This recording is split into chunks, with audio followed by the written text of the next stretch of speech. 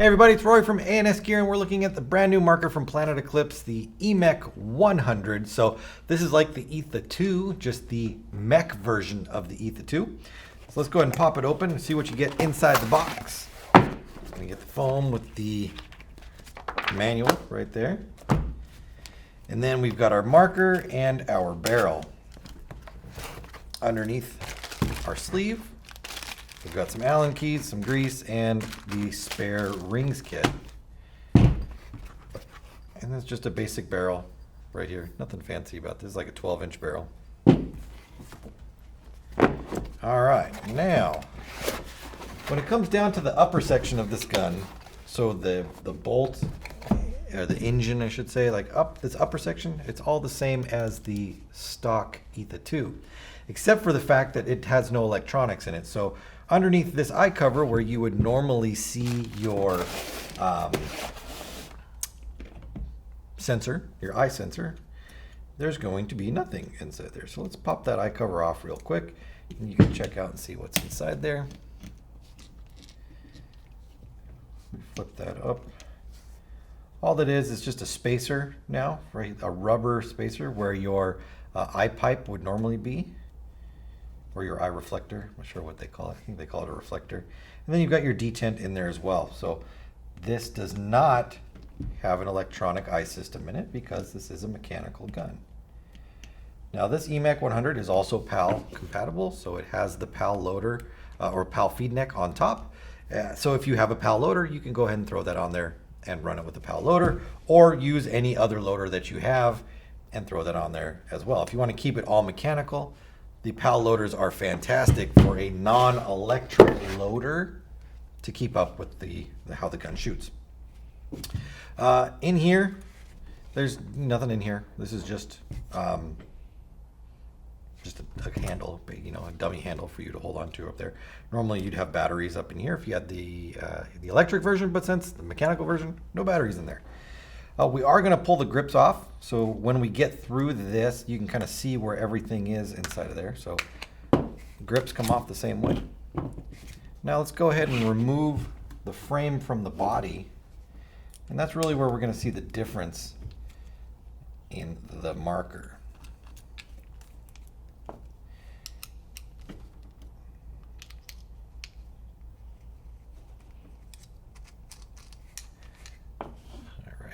So once those two frame screws are out, it just pops right off of there.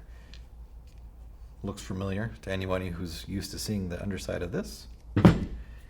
This is very different. Normally you'd see a board sitting along here with some wiring coming back to the pilot valve and the solenoid assembly back here, but you're not going to see any of that on this one. All you're going to see is your trigger grouping or your trigger assembly, and then your valve assembly down here. So let's get the trigger assembly out. And you can start this one of two ways. I am going to start this by taking these 4 screws out that you see right here. These are 4 just Phillips screws. So we're going to pull them all out. And that will take off the top section of the trigger grouping, trigger assembly, trigger whatever the heck you want to call it. Now, when we pull this top section off, we do want to be careful because there is a spring that sits under it. This is the trigger return spring that sits underneath this top plate. And when we pull the plate off, we don't want to lose that spring. So we're going to be careful. As soon as I've got this last screw undone, I'm going to kind of hold the plate down with my finger so that it doesn't accidentally fall off or move without me wanting it to. And then I can grab the plate and I can just lift it off. Now you can see there's a spring right there. Now this spring pushes down on the trigger, and this is what causes the trigger to return. So the plate compresses the spring down, the spring pushes on the trigger, and that's your trigger return spring right there. You can just grab that return spring and pop it right out. From here we can take our safety and we can slide it out. Now the safety, on some safeties, there's like a spring and a bearing that switches between the two sections of the safety in order to lock it into certain positions. You do not have a spring and bearing in this setup. On the underside of the plate, there is a grooved section right here. A little hard to see on there. but this groove section is where the safety rides through it, and depending on what section of that groove the safety is sitting in, it kind of controls where the safety sits inside there. So you can pull this safety pin out without worrying that you're losing a spring or a ball bearing inside there. From there, we're going to push out the pivot pin for the trigger. And remember, these come out in one side. If we look at this from where it was in there, you can see that one side of the pin has knurling on it. It has the little lines on it, and one side of the pin is smooth. So you want to make sure that you always have the pin come out knurling side first. We don't want to run this knurling through the frame, the trigger, and then out the other side, because we're just going to make those holes too big, and the next time you go to put your pin in, it might just slide right through. So when you're putting pins that have a knurled side in them you start smooth side first and go in, and when you remove them knurled side first. Always. All right, so the pin is out. We can take our trigger up and out. Here's our trigger right there. This little spring sits right on there, and then that spring goes into this hole right here. Goes in there like that. This is actually facing this way though. Like that, inside of there. Then the pin goes through here like that. So this rocks back and forth on that pivot pin, and the spring returns it back to its original position. So we'll kind of set this up like that. Now next, we're going to pull out the firing assembly that's inside there. You can kind of see it down in there. We've got two pins that we want to remove. One side is bigger. If you look at it, this side is bigger than this side. So we're going to push from the small side. We're going to push the pins out, and they easily fall out. We can see that they are different lengths. One is longer than the other. Make sure that the shorter one goes in the front, the longer one goes in the rear or the back. From here we can take our activation pin, or I'm not even sure what they're calling that piece. We can take that out, and then we can grab, it's our manifold right there, and we're going to get our valve out here. There we go. So sometimes when you take this out, the transfer tube will come with it. It is just an O-ring that seals that tube right there. So if it does come out, it's not a big deal. You just can either leave it there, or you can take it out and put it back in there. For this reason, or for this demonstration, I guess we'll leave it in there. So here's our valve. Moves back and forth like that. This sits on top like this. This is what connects to the gun up here, like that.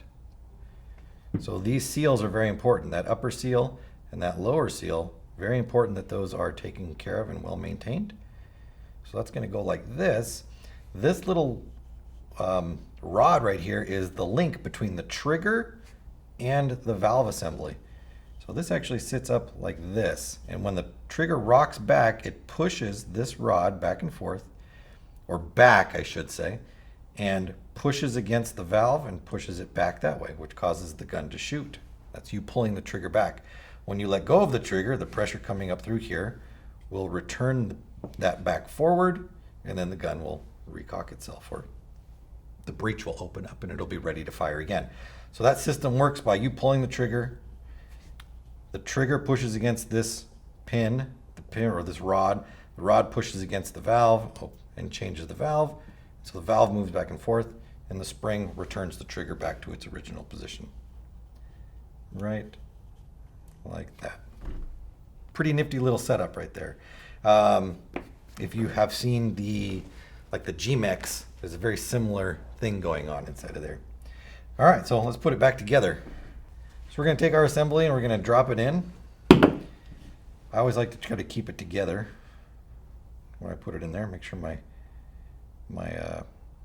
gaskets are the right way. I'm going to drop that down in, push it down so that it seats properly. Then I'm going to take my rear pin, the longer one, and I'm going to push it through there. When you put that brass pin back in there, it keeps it from falling out. So if you're working with it and moving it around, it helps keep things in their place. I'm going to take my little rod here and I'm going to put that in. You can see that that just drops right down in there. Take my other pin, put that over the top of it, and that will keep that pin from falling out. So it makes it easy to work with, and you can actually see the pin sticking out right there. We can boop, push it back. Doesn't really matter where it sits though at this point. All right, next we're going to put our trigger in. So pull our trigger pin out, drop our trigger in, line up our hole in our trigger, which is there, with the hole in our frame. And if you remembered which direction your pin came out, then go ahead and put it in the other way. If you don't remember which way it went in, you can always look. And if you look around the edge of the hole, on one side you're going to see little grooves, and on the other side you will not see little grooves. So the grooved side is what was made by these grooves on the pin when it went in. So if we take our smooth side and run it through the grooved side first, that way when it gets to the end right here, when the grooves of the pin start to hit up against the groove or the body, we know that they were in the same spot as they were before. So we always want to keep those together. Now, this might be the tricky part for up here because I did not bring a hammer up here with me.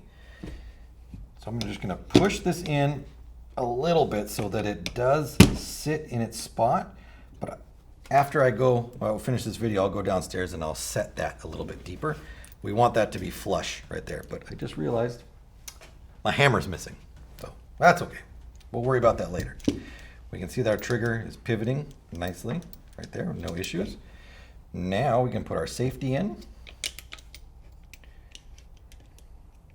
We do have to push our safety or our trigger forward in order for the safety to go through.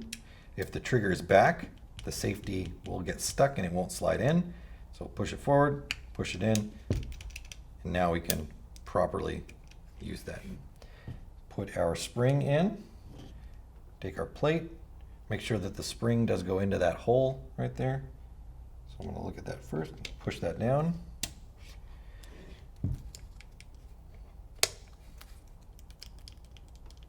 Returning like it should. Now let's go ahead and put our screws back in. There are 4 of them, so make sure you haven't lost any of them.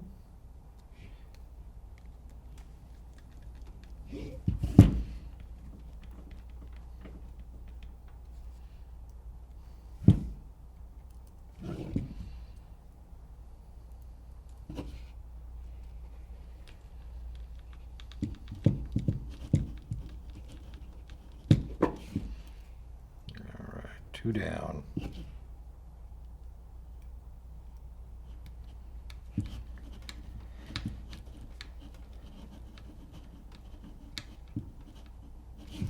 And last one.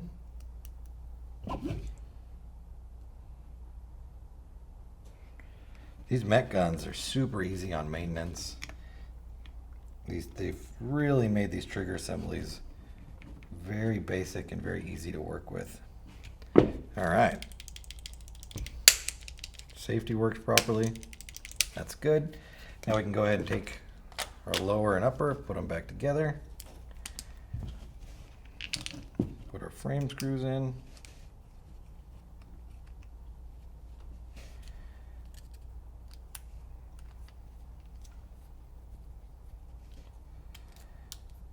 And give these a little snug. Oops.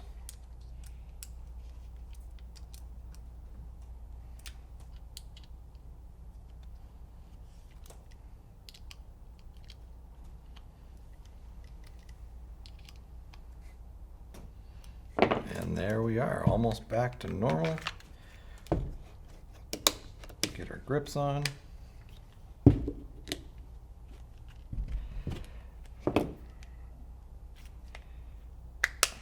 we go. That one felt a little weird. I could feel it on there. Oops. Don't want to push that pin down yet. Get our grips on there, then lock our grips in place. And there we go. That's the brand new EMEK 100 Pick it up at ansgear.com.